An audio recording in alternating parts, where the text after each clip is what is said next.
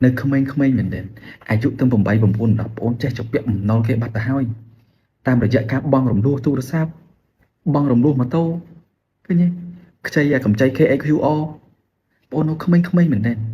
thơ cá tạ cá tầm bán pi rồi ha bàn tay ôn rồng đua khổ sóc tu được sao phong mà tô phong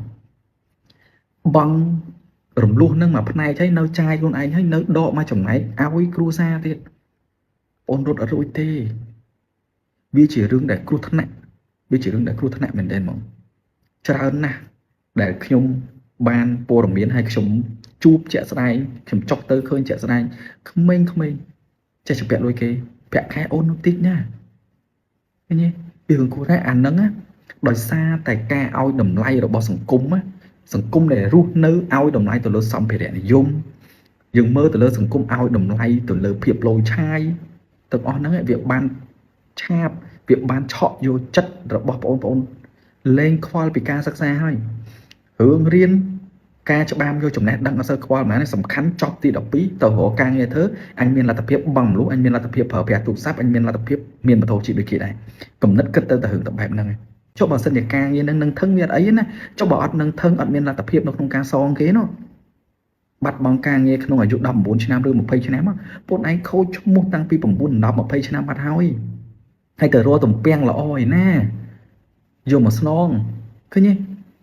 ចឹងរឿងនេះវាជាមេរោគរបស់សង្គមមួយដែរ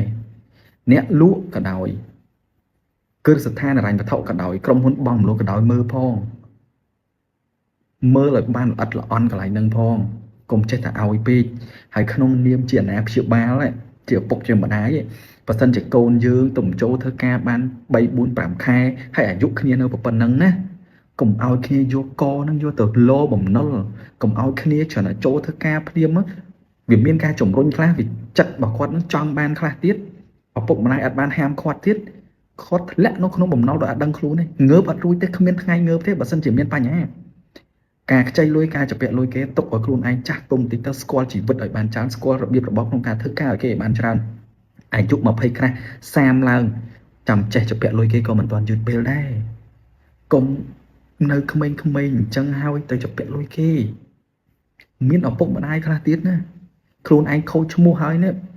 ព្យាយាមឆ្នៃឲ្យកូនទៅគ្រប់8 10នេះទៅឈរឈ្មោះបើខូចអនាគតកូនកុំធ្វើអាក្រក់ដល់ថ្នាក់នឹងពេកក្នុងនាមជាឪពុកម្ដាយរបស់គេណា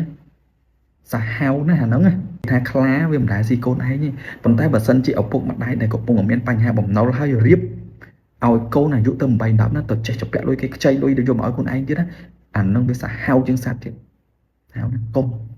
វីដេអូនេះផ្ដាំផ្ញើទៅបងប្អូនជាពិសេសអាយុនៅក្មេងៗកុំធ្លាក់ខ្លួននៅក្នុងបំណុលកុំយកខ្លួនយកទៅពាក់ព័ន្ធជាមួយបំណុលចាំបងប្អូនធំចាំបងប្អូនជពាក់បំណុលគេក៏មិនទាន់យឺតពេលដែរអរគុណជួបជាមួយខ្ញុំបាទលោកតនៅវីដេអូក្រោយ